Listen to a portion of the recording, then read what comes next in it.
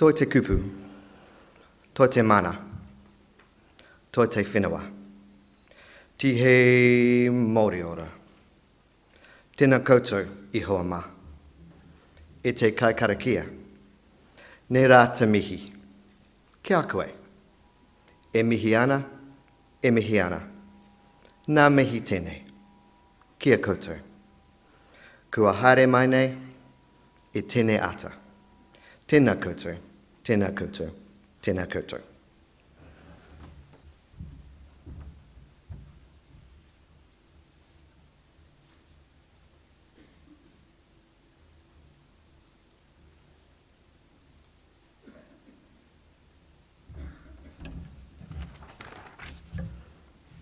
Water.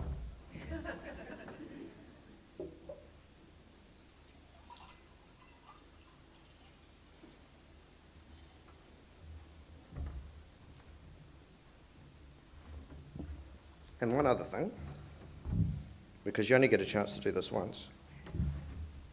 God, we're going to have to... Hold on. This is not me, killing for time. But, yeah, whatever. It's actually only a 2-minute speech, but... 10 minutes of panoramic photo. First LIANZA panoramic photo ever. Right. Fellow librarians and information professionals of all creeds and colours, welcome to our conference. It's wonderful to be here in Auckland. Greetings to you all. Po whakairo, connect and thrive. I hope we all do this over these few days. Auckland truly is a beautiful city, and I hope those of you who are visiting here enjoy your time. I hope you get some time outside of the venue to experience some of the delights that it has to offer. But not too much time. There's some great content here at LIANZA 2014. Hello to my former colleagues from Auckland Libraries. It's good to be home. I call it home, not because I don't see Wellington as my home, but because I think I have 3 homes. Places where I've lived and that have touched me and formed me and left their mark on me. Places where I have friends and know I can always return. Around my neck is the LIANZA pounamu, and that's an important symbol of the association and also the presidency. Yet, this is not the only greenstone that I have with me today. In my hand, I'm holding another piece of pounamu, one that's very special to me personally, and one that in many ways belongs to this place too. Kaputea was given to me as I left Auckland Libraries, and it feels right to hold it as I give the speech in this city. It's a symbol of love that I have for this place and for my time at Auckland Libraries. I would also like to acknowledge our fine keynotes, both those to come and the 2 inspirational speakers that we had yesterday. Personally, I was struck by the theme that emerged yesterday in both about the value of knowledge that is kept and how this enables the future. Not an uncommon theme for libraries, but the way it was told yesterday was in 2 very different ways. I started writing this speech, sorry, I should have got the hang of this first. I started writing this speech in a hotel room in Perth, Western Australia. It's not a place I would have imagined have started writing the speech, but then sometimes life takes you on funny journeys that you cannot predict. I've been struggling to start writing these words that I'm now speaking, and I think the combination of the perspective of a different city and jet lag, meaning that I was awake from 2 a.m. Perth time, acted in perfect combination. Now, if you've never been to Perth, Perth is a long way from anywhere. You fly, and you fly, and you fly some more, and you're still only in Australia. It's remote, and remoteness gives time for pondering. I think Perth came to act as some form of speech-writing laxative. So why did I start with that little Perth intro? Well, because it is true, but also because it's a symbol of change, and what even small change can do for our way of thinking and how we engage with things and the world.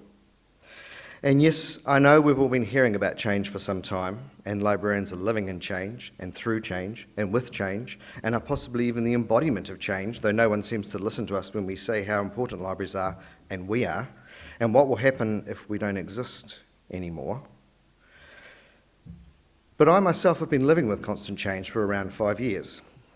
I'd not long settled into Manukau libraries, excuse me, when the Royal Commission for the city was announced, and before long we had a plan for it, or what looked like a plan for it, but sometimes maybe didn't feel like a plan for it if you were in the middle of it. And then I helped build the new system through the year leading up to transition, planning and crafting the one library to rule them all. I mean, one city, 55 libraries, all yours. And then I was in the new city, and I was working as part of the management team, planning, crafting, changing, and then I realised I needed a change. A change. I'd been living with change, but I needed change from change. So I took more change and moved to Wellington, where after 6 months, I'm still in change. And you guessed it, all I can see around me is change. Now, I'm not dwelling on change because I'm about to tell you all how to suck eggs and deal with the fact that change is around you and you need to evolve as professionals and as a profession. My speech today is about change, but change for LIANZA. The professional body that brings you this conference, the professional body that provides professional registration, mentoring, leadership, commentary, and feedback on proposals. The association we love, and some love to hate, but that is, I believe, crucial for the continued growth of the sector as a whole, and it gives librarians and information professionals the support they need into the future. And all this requires change, and not small change. Now, this is the bit in my speech where I realise that I should have done that, because it would have got a laugh, and that, and that, and we'll go to that. So why am I focusing on change in the speech? Well, because LIANZA is at a crucial point in its history, and the steps we take in the next few years will dictate the future health of the association. And I'm sure I'm not the first president to stand here before the conference and talk of crucial times, and I actually hope I won't be the last. But we're here at an interesting intersection of several things which I want to address today and set out the work that I think is crucial in the coming 18 months or so. Before I go on, I want to make it clear that I see this change as many challenges and opportunities. Opportunities for growth, opportunities for a stronger, more united, and I think more centred association. Opportunities to approach things differently, and through that, ensure that LIANZA continues to be healthy and sustainable as an association, with its members that help it grow and that people understand. So, I'm going to start with the budget. Now, this is probably the LIANZA speech equivalent of ripping the Band-Aid off. Many of you here will remember that a few years ago, the LIANZA Council of the time was given a firm message by the membership to spend the sizable surplus that had grown up over time. There was concern amongst the membership about the ever-increasing amount that LIANZA had in the bank. And this was taken on board by successive councils, and progressively, the money on term deposits has been spent on a series of initiatives that have delivered back to the profession, and rightly so. However, since becoming President-elect, I've become concerned about LIANZA's financial position if this trend were to continue. And indeed, through discussion with Joanna, have come to the conclusion that we need to act now to ensure that LIANZA maintains some form of financial buffer. Indeed, the advice given by our former Treasurer, Steve Graves, was that we should keep around 1 year's income from memberships and professional registration in reserve. The fact that this year we will drop just slightly below it, and that if the trend were to continue, we would have no money left in reserve in about 2 years' time. So why are we in this position? Well, a few things have changed. LIANZA has seen a steady drop in income from memberships and professional registration over the last few years. This decline means a direct decline in income for the association. This declining income has sat alongside a conference that returns far less profit than it used to, and we now have a situation where the annual expenses of running the association are greater than its income. This obviously cannot continue. Now, there are of course two levers to address this situation. The first is to increase income, and this is something that we are focused on doing. However, this doesn't happen overnight and will require LIANZA to focus on core activities which provide value to members and on prospective members so they see a reason to join, and more on that later. The second lever is, of course, to reduce expenditure, and this is something that we have already been actively doing. However, for this to be truly, effective, that cannot be piecemeal. It requires a full rethink of our current expenses to ensure value for money and a budget that balances. The Exec and Council will be embarking on this process after conference, and it will involve a systematic review of all expenses and downsizing of expenditure for the 15-16 financial year. I have committed to delivering to the next President of LIANZA a balanced budget. This will involve conversations that many of us probably would rather not be having, and some tough decisions to achieve this aim. Yet, have these conversations we must do to ensure that LIANZA has a financial sustainability into the future. And I don't think we should be surprised either, in a climate of declining library budgets, that we should have to look at our association's budget with a similar view and make choices about what we do to ensure we can... Let me start again. I don't think we should be surprised either, in a climate of declining library budgets, that we should have to look at our association with similar declining budget and make choices about what we do to ensure that we continue to do what we need to do. I said before, I'm looking at this as an opportunity, and indeed I am. With challenge comes the inducement to look at things differently, strip things back to their core, and understand what is really important. To achieve this and deliver a successful outcome for LIANZA and its members, Chris Wehepihana, the LIANZA President-elect, and I have already begun working together on a 2-year plan. Our goal is to provide continuity of planning and focus and deliver a stronger association for the future. At this year's Strategic Day, I challenged myself and the colleagues sitting around the table to look at what LIANZA's value propositions were, what we could and should provide that others could not, at what the things were that made people want to belong to LIANZA and see value in paying their membership fees. What was our point of difference?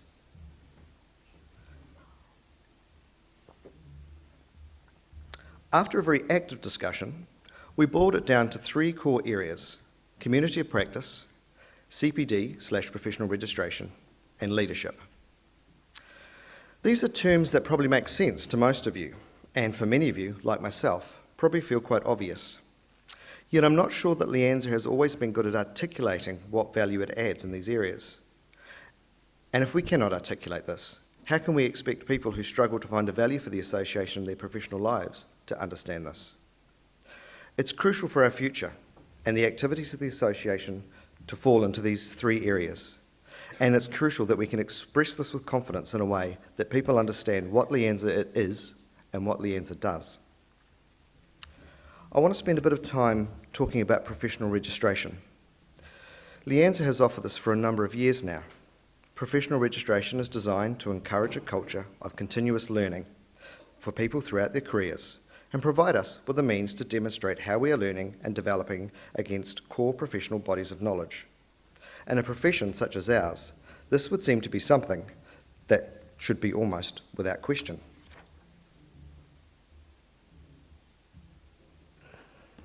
However, as I mentioned before, we are seeing a decline in professional registration numbers. Why is this? The professional registration scheme has moved us immensely towards this culture of ongoing learning, but for this journey to continue, we need to ensure that a scheme such as this continues to develop to remain relevant to encourage both the registration and re-registration of information professionals. We should not assume that anything we implement will remain relevant and correct after 2 years, let alone 5 or 7. Professional registration needs to be fed and watered, and it needs to reflect the needs of our members and be a growing product based on their feedback, as well as reflecting the learning needs and bodies of knowledge that we as professionals have recognised as core bodies of knowledge.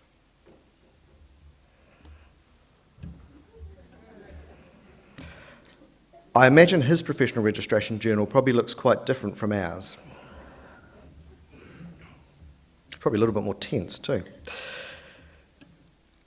So crucial is professional registration to the health of the profession and to LIANZA that I'm making this my other key focus for my presidency.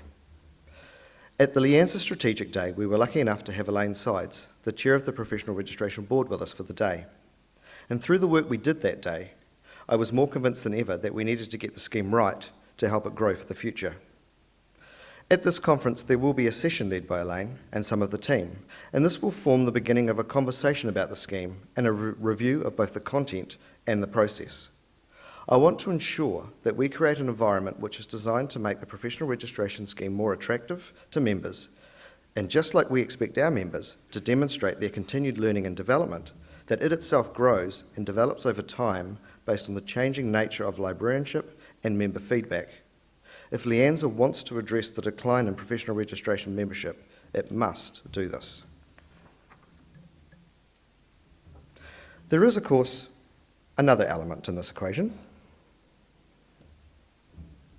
and that is leadership of everyone. And that's by everyone in this room, encouraging your staff and colleagues to become professionally registered. The mere fact that you are attending this conference demonstrates that you see value in continuing to learn, and the means of doing this that LIANZA provides. LIANZA is not the realm of the exec or council. It's everyone's place, and every member bears a responsibility for ensuring its future. The vision for professional registration was that it would become a benchmark for qualified positions, demonstrating both a commitment to learn and a guaranteed standard of knowledge. Yet the library community has been slow to recognise this potential and move in this direction, save for some examples.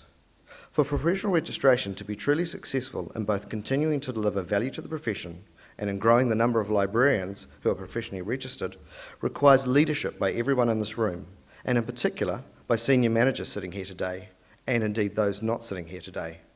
My challenge to you all is to commit to improving the scheme and growing it. Leadership is a core function for LIANZA, and one that we deliver on a daily basis. From writing submissions on legislation and on proposed library restructures to developing policy and indeed industry-leading initiatives like brand libraries. Yet, for many, this work by LIANZA is invisible, and some of it will always be so. Where I am keen for us to move ahead is putting content and discussion out into the community on a regular basis to both lead and to inform. To create a conversation, spark ideas, and to activate and use our committees.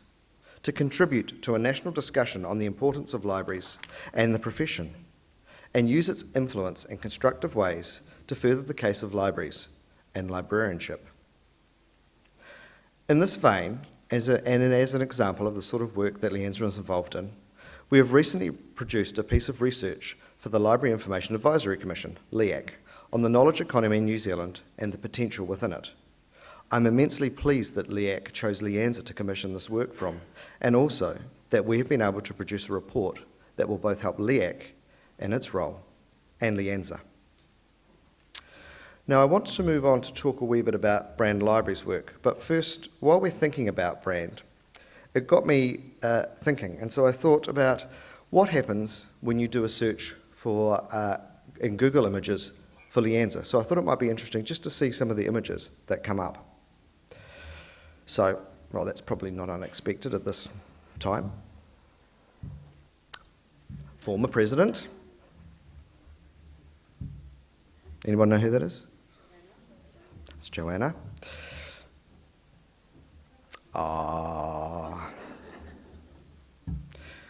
Two LIANZA members. Now, to me, he looks like he probably runs like a New Zealand room or one of those sort of things. If somebody knows who he is, it'd be good to find out. But yeah. I'm imagining some kind of mobile librarian, possibly Vietnam or deer hunting librarian.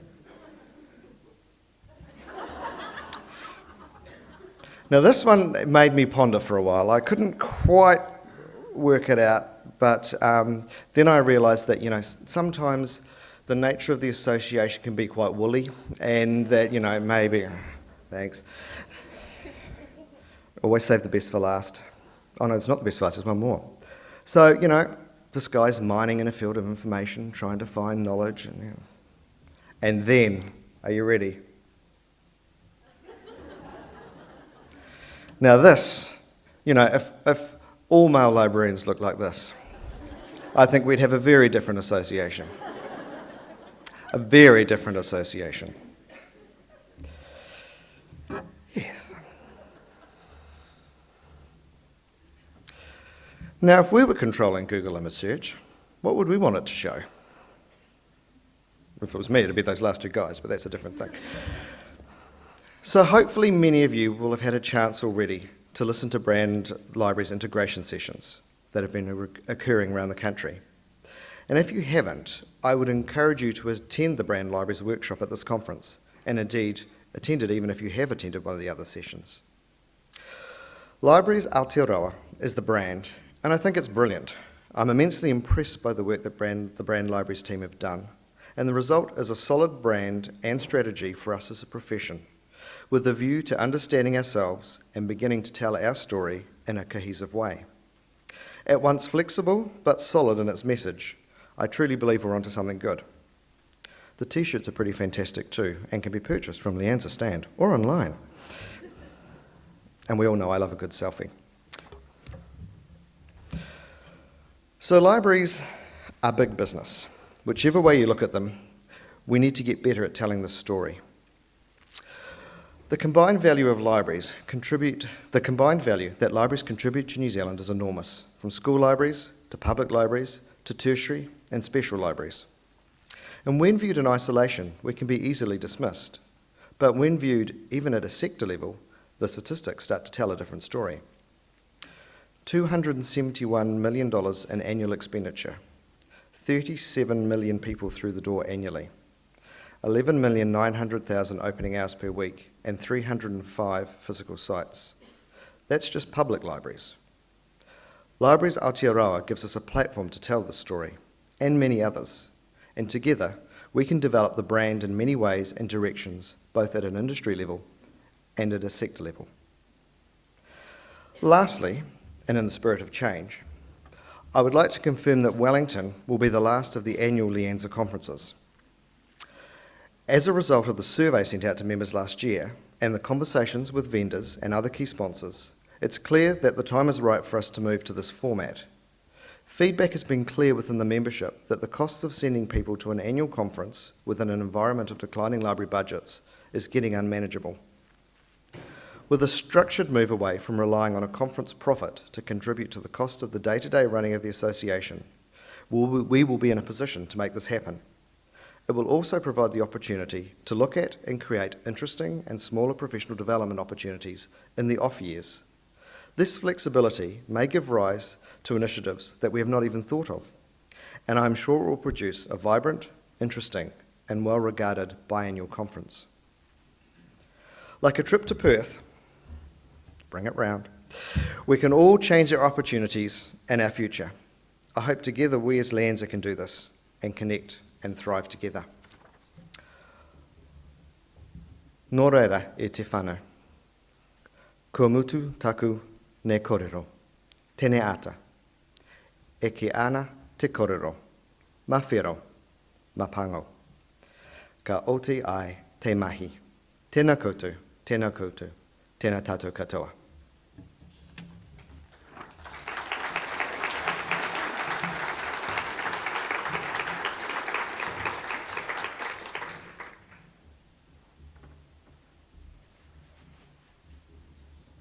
And that's me.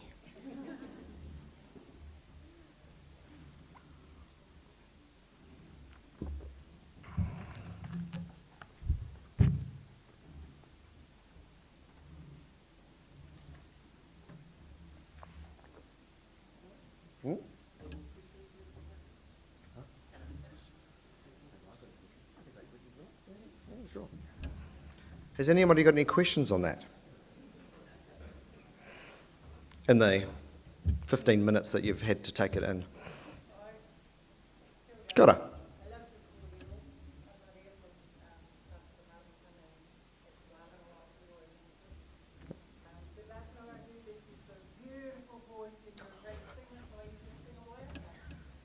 Am I going to sing a waiata? Oh, how long have I been up there? That's just happened, isn't it? Yeah. Whoa. I don't know, am I? Oh, ah.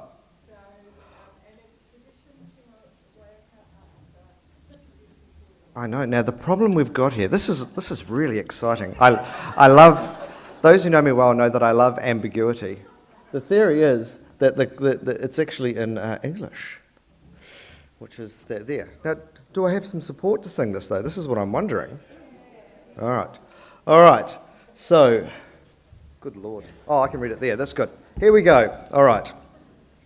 From the top. I would have brought my ukulele if I realised we were going to do it this way. Toru fa. Regrets, I've had a few, but then again, too few to mention. I did what I had to do and saw it through without exemption. I planned each charted course, each careful step along the byway, and more, much more than this, I did it my way. Yes, there were times, I'm sure you knew, when I bit off more than I could chew. But through it all, when there was doubt, I ate it up and spit it out. I faced it all, and I stood tall, and did it my way. For what is a man? Interesting way to put it together. What has he got? If not himself, then not a lot. Then he has to say the things he truly feels, and not the words of one who kneels. The record shows I took the blows and did it my way. Then you have a little bit that plays, it goes really soft, and then it sort of comes in gently and you go, yes, it was my way. Kia ora. Have a good conference, everybody.